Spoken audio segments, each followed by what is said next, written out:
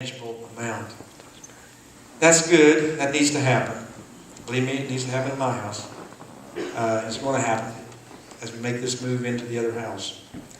But a much better resolution regarding junk would be to resolve to get rid of some of the junk in our hearts. Some of the stuff that's not pleasing to God.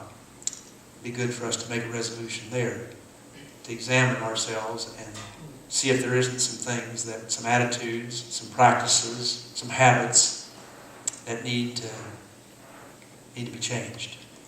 That would be certainly a good place to make a resolution. Our desires are genuine in large measure, but again, just like with the physical fitness, January, February maybe, by March, what resolution? What resolution? We've done given up. We've done lost it. We've failed. How come these great intentions don't make it through?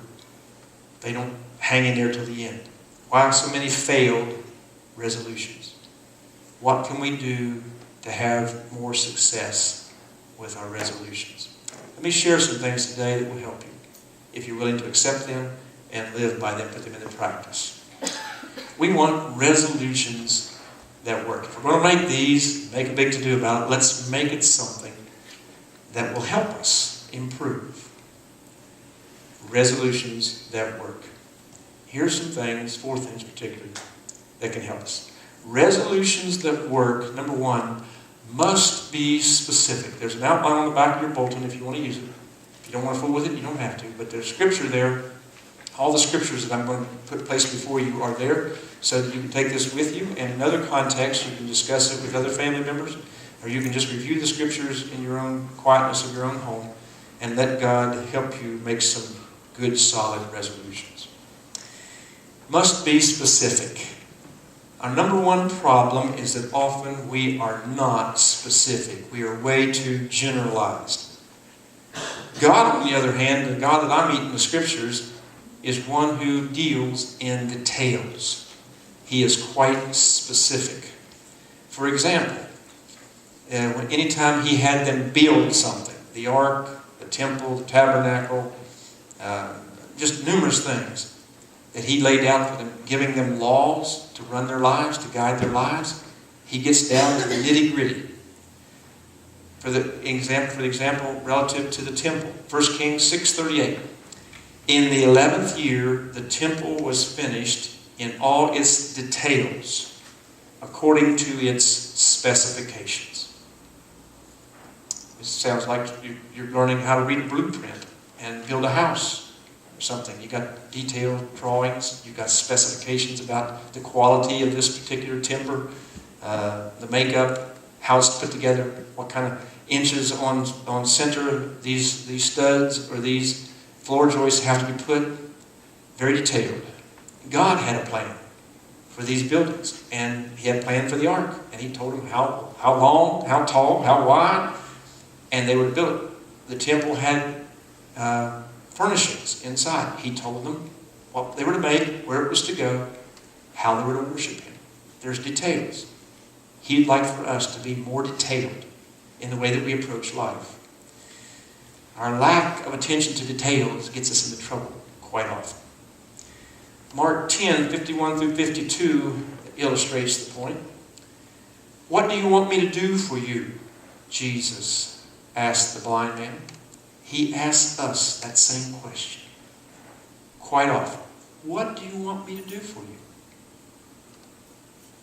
When we answer that question, we could give him 16, 20 pages, typed, single-spaced. We could write a book. The blind man had many needs, but he had one major need. And he didn't get long-winded. What do you want me to do for you? Jesus asked him. The blind man said, Rabbi, I want to see. That's number 1. I want to see. Precise, pointed, to the point. Go, Jesus said, your faith has healed you. Immediately, the man received his sight and followed Jesus along the road. It follows then that our goals need to be more than just general intentions. Now you think about it. What are we prone to say with these resolutions? We're prone to say things like, I'm going to be a better husband this year. Right. Who's defining better? Have you asked the wife? What's it going to take to be a better husband? I'm going to get in shape. Well, what kind of shape? Round, square, triangular? Who's defining that? Where's the specifics? That's too general. I want to make more of a difference. Well, what does that look like? See, these are good ideas, good goals, but they're not the kind of statement that's likely to lead to successful improvement of the quality of your life. More specific. Let's take each of those and bring it down. Put it this way.